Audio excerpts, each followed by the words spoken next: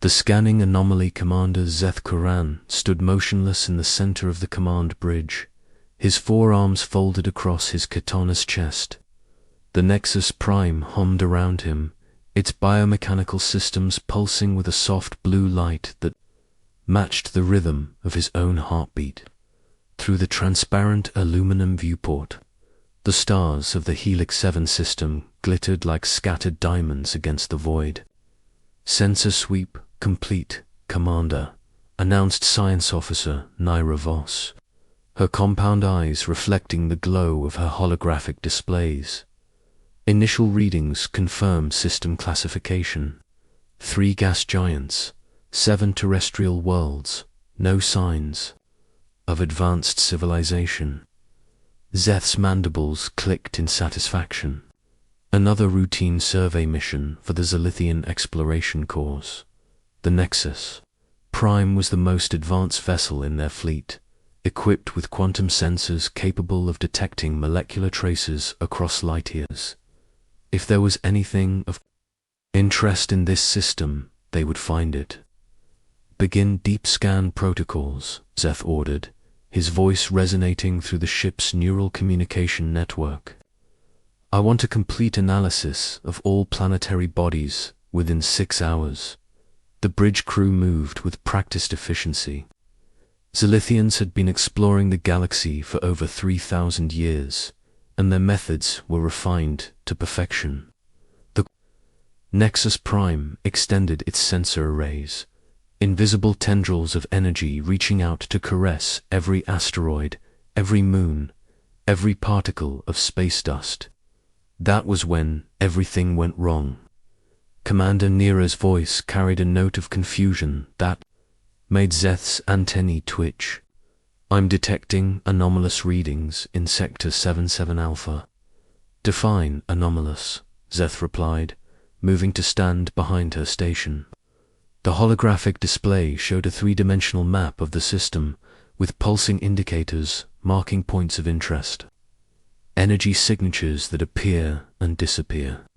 Mass readings that fluctuate beyond possibility. It's as if there are objects in space that exist and don't exist simultaneously. Zeth's 4 eyes narrowed to slits. In 3 decades of exploration, he had never encountered anything that could confuse their senses. The quantum arrays were precise enough to detect the exhaust trail of a single escape pod from a distance of 50 light. "Run a diagnostic on the sensor array," he commanded. Minutes passed. The diagnostic returned green across all systems. The sensors were functioning perfectly, which made the readings even more disturbing. "Commander, the anomalies are moving," Naira reported, her voice tight with tension. "Whatever they are, they're following deliberate patterns. This isn't natural phenomenon." Zeth felt a chill run down his exoskeleton. Moving anomalies meant intelligence. Intelligence meant potential threat. The Nexus Prime was a science vessel, armed only with basic defensive systems. "Show me the movement patterns," he ordered. The holographic display shifted, showing trajectories that seemed to defy logic. The ghost signatures moved in perfect coordination, executing maneuvers that required impossible acceleration and deceleration. They appeared to be conducting some kind of exercise or patrol. "Analysis suggests a highly advanced civilization," Naira continued, her compound eyes reflecting the dancing lights of the display. "Their stealth technology is beyond anything in our databases. They can somehow make their ships phase in and out of detectable space." Zeth's mandibles clicked nervously.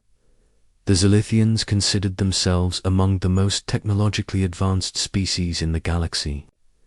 They had encountered dozens of other civilizations, but none had ever demonstrated technology that could so completely fool their senses. "Attempt communication," he decided. "Standard first contact protocols." The communications officer, a young Zilithian named Kex, activated the Universal Translator Array. Broadcasting on all known frequencies, Commander, standard greeting in 17 languages. They waited. The response came not in words, but in actions. The ghost's signatures suddenly changed their patterns, moving with increased urgency. Whatever they were, they had detected the communication attempt. New contacts, Naira shouted. Multiple vessels decloaking. No, not decloaking, they're materializing. 3 ships appeared on the sensors, but their appearance defied everything Zeth understood about physics. They didn't drop out of hyperspace with the characteristic energy flash. They didn't decloak with the gradual fade of stealth fields. They simply began to exist, as if reality itself was adjusting to accommodate them. Configuration unknown, Naira reported, her voice barely controlled. Hull composition appears to be some form of adaptive metal. Energy readings are ... impossible. They're drawing power from sources I cannot identify. Zeth studied the tactical display. The 3 ships were smaller than the Nexus Prime, but their energy output suggested weapons systems far beyond Zilithian technology. They had arranged themselves in a perfect triangle formation, with the Nexus Prime at the center. Incoming. Transmission, Kex announced. Put it through, Zeth ordered. The voice that emerged from the speakers was unlike anything in the Zilithian linguistic database. It was flat, mechanical, yet somehow organic. Unknown vessel, you have entered restricted space. State your purpose and origin. Zeth activated the response system. This is Commander Zeth Koran of the Zilithian Exploration Corps vessel Nexus Prime. We are conducting a peaceful scientific survey of this system. We mean no harm. The pause that followed seemed to last forever. When the response came, it was even more disturbing than the first message. Survey noted. Maintain current position. Do not attempt to leave this system until clearance is granted. The transmission ended. Zeth felt his breathing tubes constrict. They were being held prisoner by beings whose technology seemed to border on the supernatural. Commander, Naira whispered, the ships are doing something to local space-time. I'm detecting gravitational fluctuations that shouldn't be possible with vessels of that size. On the display, the 3 ships began to move in patterns that hurt to watch. They seemed to be folding space around themselves, creating pockets of distorted reality that made the Nexus Prime's sensors scream in protest. They're not just advanced, Zeth realized, with growing horror. They're operating on principles we don't understand. This isn't technology as we know it. The next few hours passed in tense silence. The mysterious ships maintained their formation, occasionally shifting position in ways that defied physics. The Nexus Prime's crew watched in fascination and terror, as their captors demonstrated capabilities that seemed almost magical. Energy spike. Naira suddenly announced, one of the ships is... Commander, I can't explain what I'm seeing. It's as if they're reaching through space itself. On the display, one of the ships had extended some kind of field that seemed to penetrate the Nexus Prime's hull without actually touching it. Zeth felt a strange tingling sensation, as if invisible. Fingers were examining his very atoms. They're scanning us, he realized, but not with any technology we understand. They're reading our biosignatures, our thoughts, our intentions. The scanning stopped as suddenly as it had begun. The ship that had performed the examination moved away, rejoining its companions in their incomprehensible dance around the Nexus. Prime Commander Kex reported incoming transmission. Different source, this time. The new voice was warmer, more organic than the first. Commander Koran, this is Captain Marcus Chen of the Earth vessel Defiant. We apologize for the confusion. We were conducting training exercises when your ship arrived. We're prepared to discuss your survey mission. Zeth's antennae twitched. Earth, the name meant nothing to him, but the implications were staggering. These beings, these humans, possessed technology that made the Zilithians look like primitives. Captain Chen, Zeth replied carefully, we are grateful for your willingness to communicate. We are scientists, not warriors. We seek only knowledge. Understood, Commander. We're transmitting coordinates for a meeting.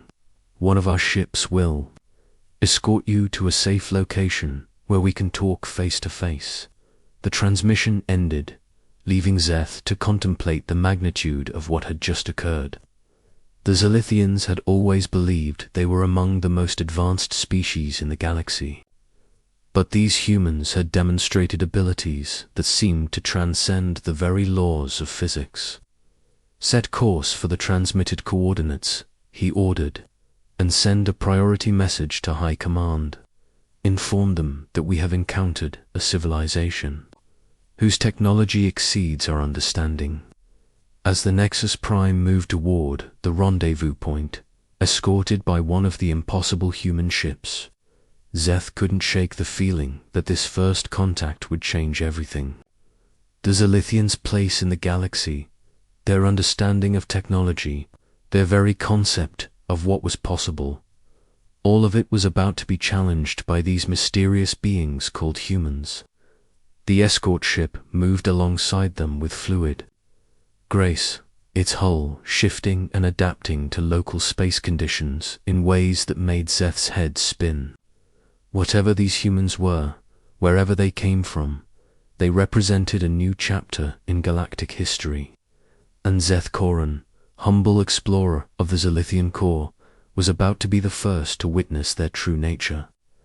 The stars of Helix 7 watched silently as two very different species prepared for their first meeting, neither fully understanding what they were about to discover about each other. The human response. Captain Marcus Chen stood in the cramped bridge of the USS Defiant, watching the alien vessel approach through the reinforced viewport. The ship was unlike anything in human databases, a sleek, organic-looking craft that seemed to pulse with its own inner light. Its hull appeared to be grown rather than built, with flowing curves that suggested biological rather than mechanical engineering. Status report, Chen ordered, his voice steady despite the unprecedented nature of the situation. The alien vessel is maintaining course and speed, reported Lieutenant Commander Sarah Torres from the tactical station. Their energy signatures are ... Well, sir, they're completely foreign to our understanding. It's like they're using some kind of biomechanical fusion technology. Chen nodded grimly. The USS Defiant was one of 3 experimental stealth frigates conducting classified training exercises in the Helix 7 system. Their new adaptive cloaking technology had been performing perfectly until this alien ship had somehow detected their presence. How did they find us? Chen asked, knowing the question was rhetorical, but needing to voice it anyway. Unknown, sir, Torres replied. Our stealth systems are functioning normally. According to our readings, we should be completely invisible to any known sensor technology. The irony wasn't lost on Chen.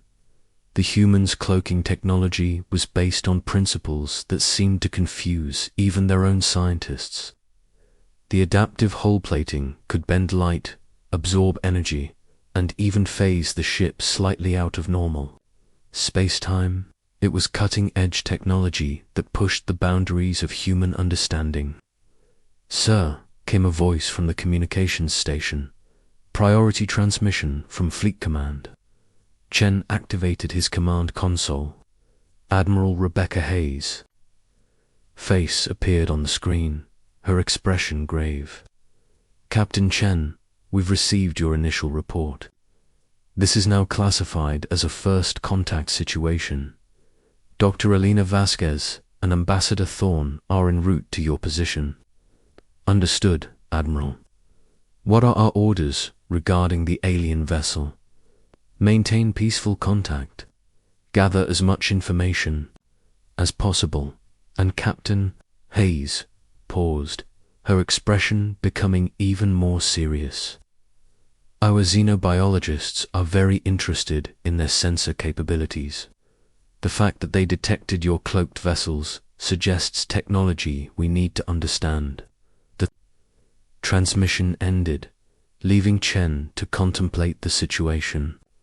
The humans had been exploring space for less than 2 centuries, but their rapid technological advancement had surprised even themselves.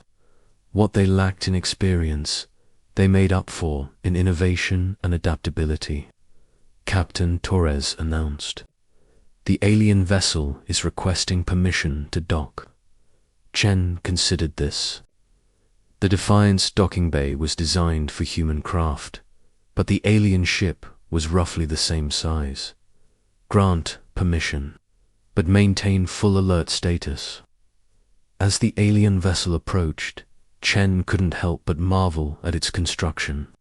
The hull seemed to shift and flow, adapting to the docking procedure with fluid precision. It was beautiful in a way that human technology rarely achieved, all function and form in perfect harmony. "Docking complete," Torres reported. "I'm detecting multiple life signs aboard the alien vessel. Their biosignatures are unusual. They appear to be insectoid in nature, but with complex neural patterns that suggest high intelligence." Chen activated the ship's internal communications. "All hands, this is the captain. We are about to make first contact with an alien species. Maintain professional bearing and remember that we represent all of humanity in this moment."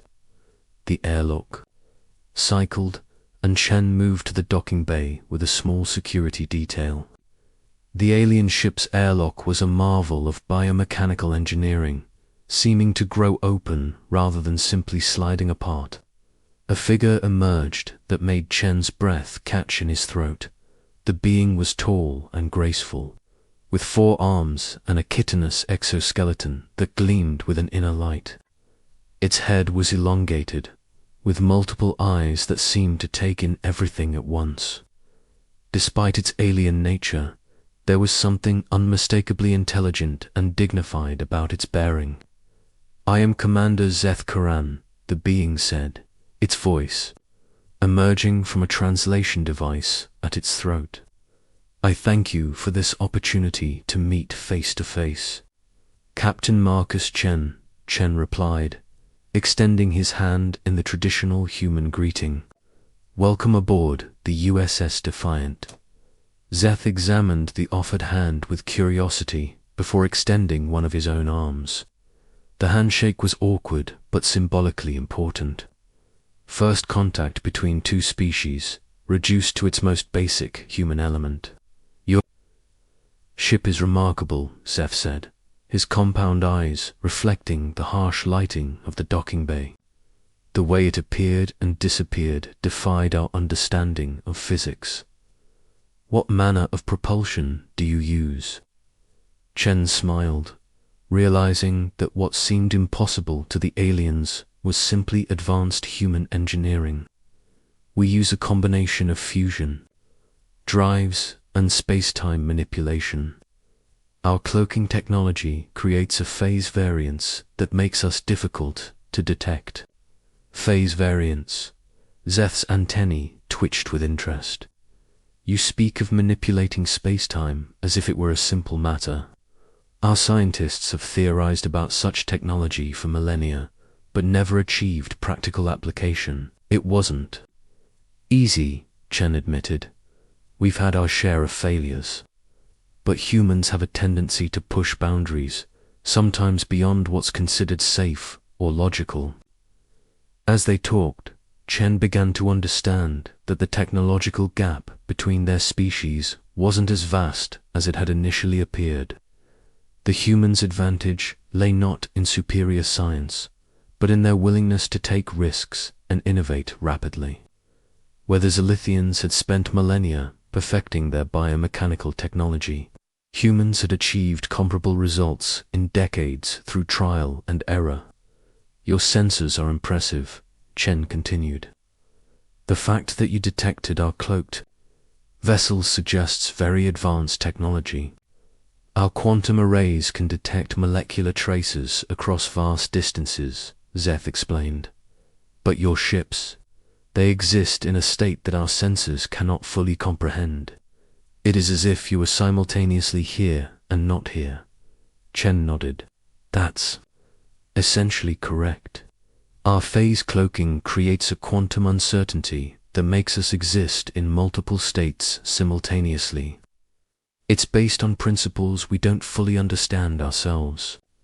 This admission seemed to surprise Zeth. You use technology you do not understand. Sometimes, Chen admitted with a grin. We have a saying, if it works, don't fix it.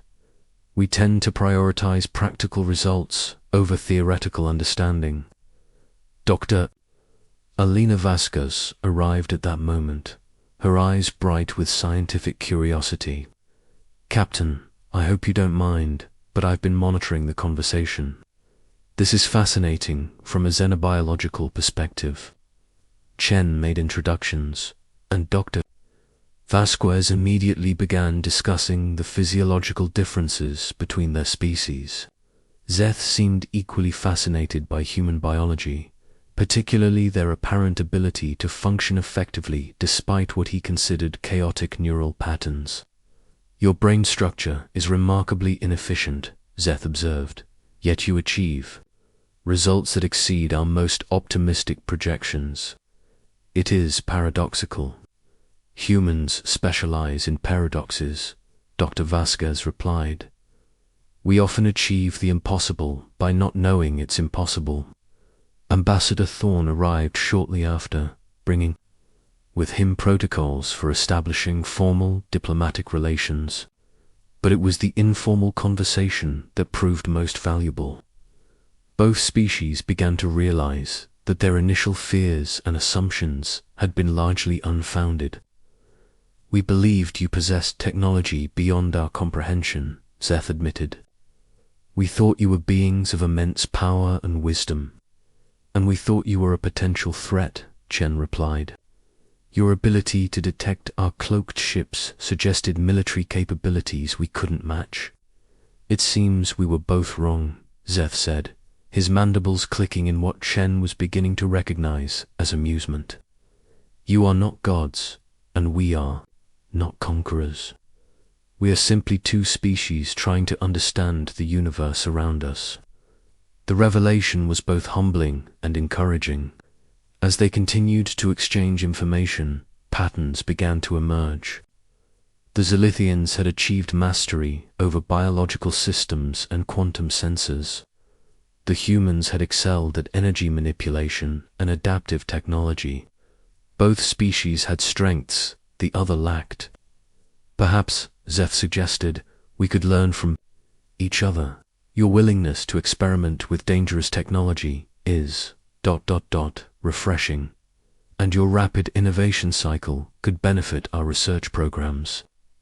I'd like that, Chen replied. Our scientists would be fascinated by your systems, and your sensor technology could help us refine our cloaking systems.